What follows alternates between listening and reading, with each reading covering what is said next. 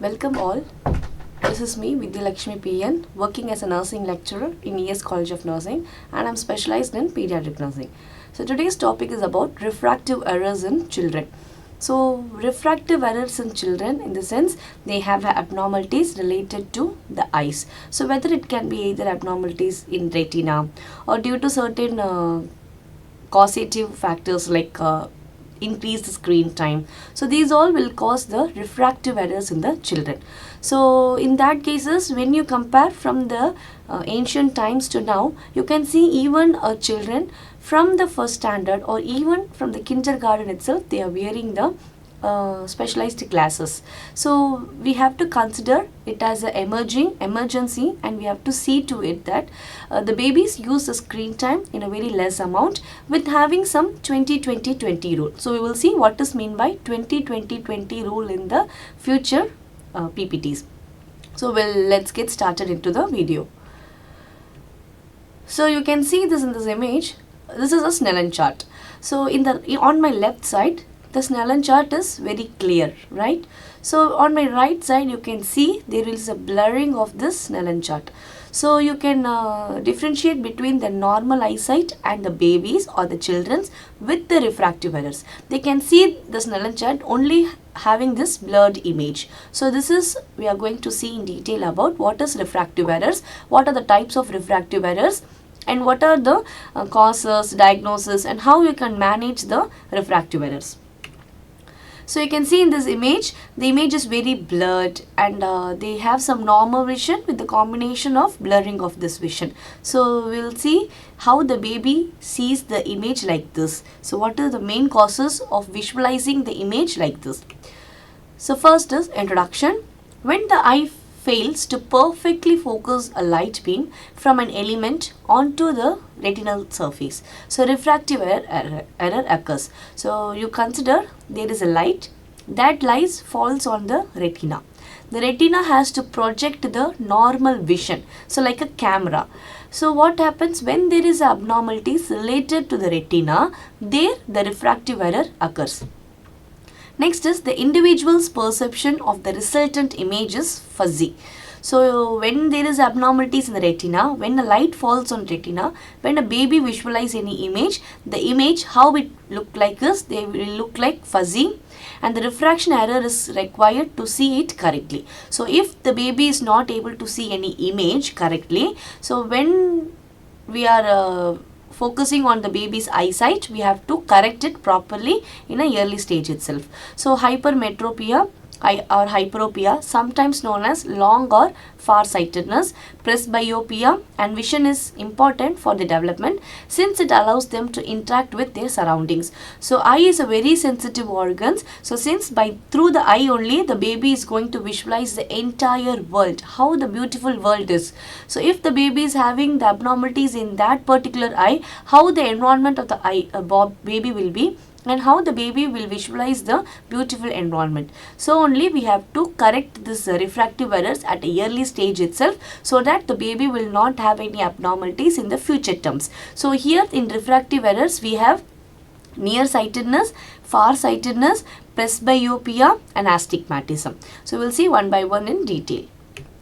So definition, refractive errors are present when the optical image does not accurately focus on the retina. So the overuse of the eye does not create or worsen the refractive error. So here what they have mentioned is, it is abnormalities in the refractive, that is the focusing of the eye towards the light. So that too they have abnormalities in the retina. So next is types. So types, we have myopia, that is nearsightedness, hypermetropia, farsightedness, astigmatism, and presbyopia. So we'll see what is meant by myopia or nearsightedness. So nearsightedness or myopia is the ability to see things near up clearly rather than far away. So from the word nearsightedness, that means near sight. The baby can see only the near sight. They cannot see the far sight. Okay. So from the word, it is very clear and it is easy to understand. Nearsightedness means what? Near sight. So nearsightedness is commonly seen in adolescents and is usually inherited. So you can see this nearsightedness mainly what age group is in the age group of adolescents, that is 18 years and above. Next, myopia impairs visual acuity in both children and adult, and it accounts for a significant portion of refractive error. So you can see the image of how the nearsightedness will be. So this is the normal vision. See, we can see both far sight and near sight, right? You can see this stone, there is a leaf, and there is a beautiful falls, and there is a beautiful water and all. So we have a picture perfect image. So if you see about the myopic eye, myopia means what we have seen? Nearsightedness, only near sight. So I can see only this stone with this leaves, but I cannot visualize this falls or the blurring of this water. So this is known as this is how the babies with nearsightedness will be. Okay. And this is this sight of hypermetropia, that is farsightedness. The baby can only see the far sight, not the near sight. So this is the exact image of how the normal vision, how the myopic eye, and how the hypermetropic eye is. So we'll see what is meant by farsightedness. Farsightedness is otherwise known as hypermetropia or hyperopia. So farsightedness, otherwise known as hypermetropia, is a long-sightedness commonly known as hyperopia or hypermetropia. Is a genetic condition. So hypermetropia is a common in children. However, it may fade as they grow older. This occurs as the eyeball enlarge with age. So you can see that in the previous image we have seen, no, this is the exact picture of how the farsightedness will be. So you can see only the falls, but whereas this near sight, the stone, you cannot see it. That is known as farsightedness. Okay. So next is, again we have a vision. This is the normal eye. Okay, that is known as emmetropia. So they can see both longer vision as well as the near vision. Okay, far vision and near vision, it is very clear. But whereas in a farsightedness, they can see only the far image, but whereas the near this driving dashboard, everything is not visible for them. So any child who is having farsightedness, they can only see the far sight, not the near sight. Next is astigmatism. So astigmatism is characterized by an unequal curvature of the cornea at the front of the eye. So far we have seen the myopia or hypermetropia. It is the abnormalities related to retina. Okay, so when the light is falling on retina, the retina is not able to visualize the image. That is known as either myopia or hypermetropia. But whereas the astigmatism means it is the abnormal or unequal curvature of cornea at the front of the eye. So this imperfection may cause vision similar to that of looking through a distorted wavy mirror. So astigmatism causes hazy vision across the board. So during stand board school eye exams, astigmatism is commonly overlooked. So you can see in even during the examination or a screening in the schools, you can see the baby will be shrinking their eyes, like they will be having a squinting of eyes. They will be having so much of strain to visualize any image. So that is known as astigmatism. So next is, this is the image of how the normal vision will be. So you can see this is the red light, and there in far away there will be a light in the streets, and here the signboard, everything. But whereas in the babies with astigmatism, they have a light vision where they have some wavy image or some fuzzy image, like they will have abnormalities in the corneas. That's why their image will be like this. It will be like elongated image, they will have it. So next is, what are the causes of refractive errors? So far we have seen what is the definition on or the types of refractive errors, that is myopia, hypermetropia, astigmatism, and presbyopia we have not seen. Why? Because the presbyopia does not occur in children's. It occurs in the adult. When the age progresses, this presbyopia occurs. So in pediatric conditions, we will see only about what is meant by myopia, hypermetropia, and astigmatism, whereas presbyopia is included in the adult health nursing. Next is, what are the causes is genetics. A family history of myopia, hyperopia or astigmatism increases the risk. So when there is a family history of any eye abnormalities related to retina or cornea, there is a chance of their offspring also being affected by this condition. Next is eye growth abnormalities. If they have abnormalities in the eyeball or eye structure itself, they have any functional abnormalities or anatomical abnormalities from the congenital itself, they have any anatomical abnormalities, they may have the eye growth abnormalities. So here what happens, there will be abnormalities in the shape of the cornea, or abnormalities in the retina, or length of eyeball, and how the light focus on the retina. So these all. Next is lifestyle habits. So what could be the lifestyle habits? So excessive screen time. So when you compare from the older generation to now, that too in the 2K kids and millenniums or gens, you can see that they are continuously, and that too when they have free time, they are continuously on the screen time. So we have to take necessary measures to avoid those screen time. So you cannot completely avoid it, but you can reduce it. You can make the children to reduce their screen time for a particular period of time by having some break. Next is due to the limited outdoor activities. So you can even compare it. So before and all, the children used to go out and play. They used to have a good health. But nowadays what happens? They don't even step out of the house.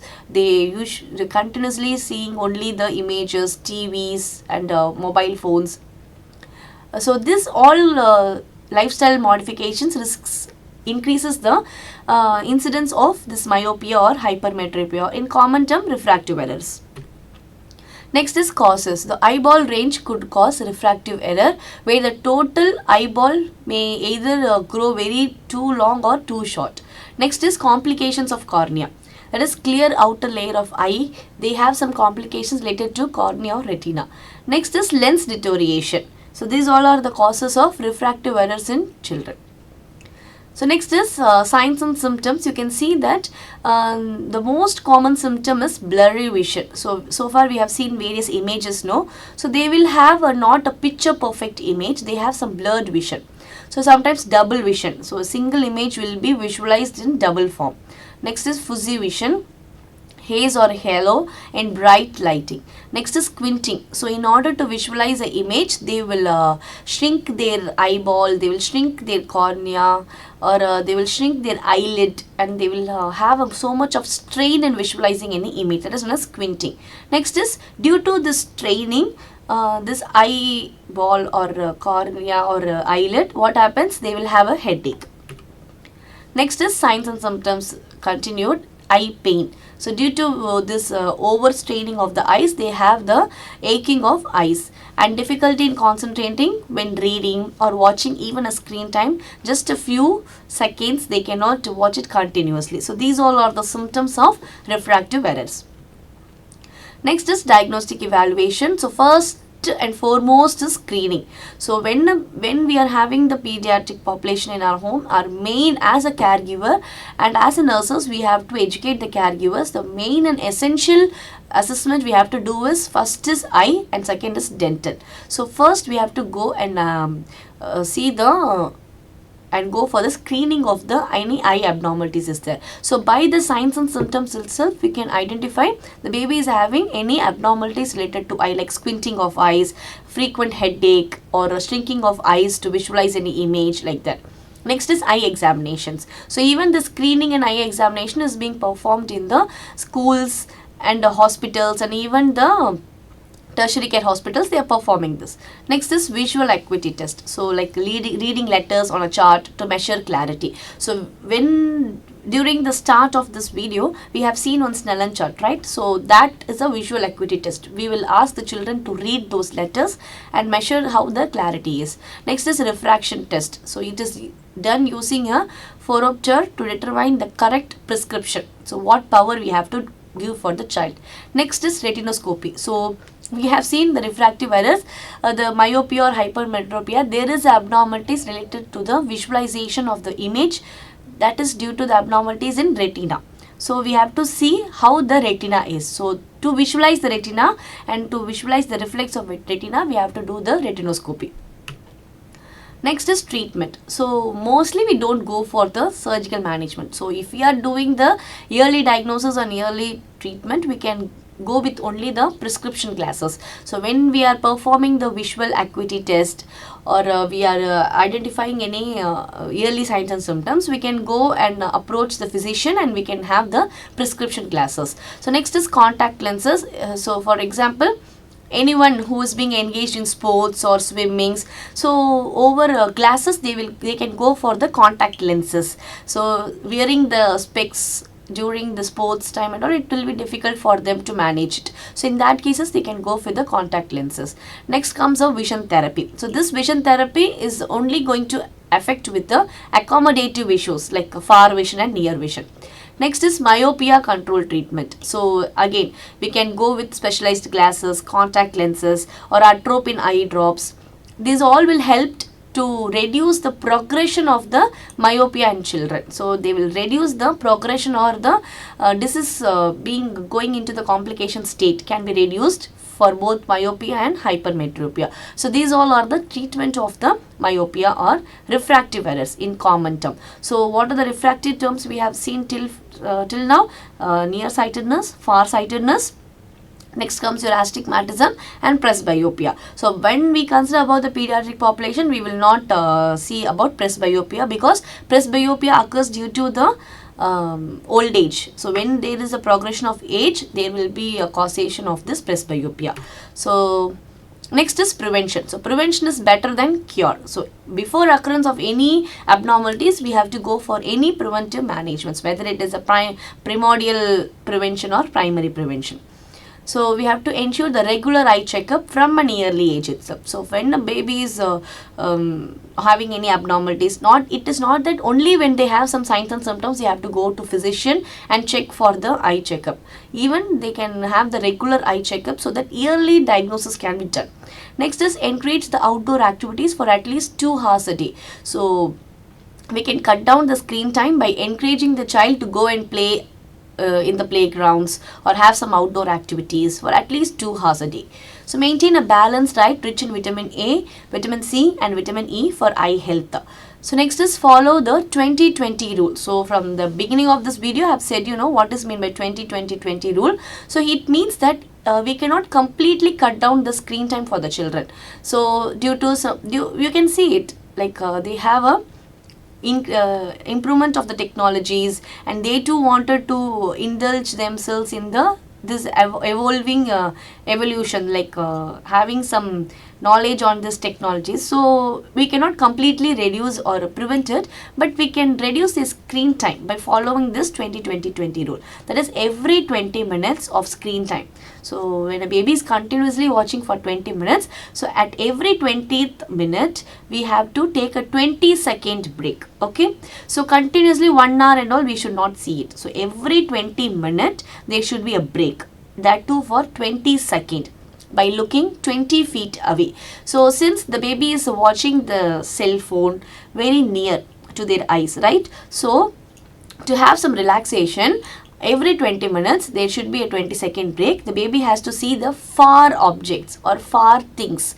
So since they were visualizing only the near object, they have to see the far object. So that we can reduce the refractive errors in the children in a very complicated manner. So we have to follow this 20-20-20 rule in every children, so that the refractive errors can be prevented and the prognosis can be achieved very easily. So that's all about the refractive errors in children. So thank you for watching.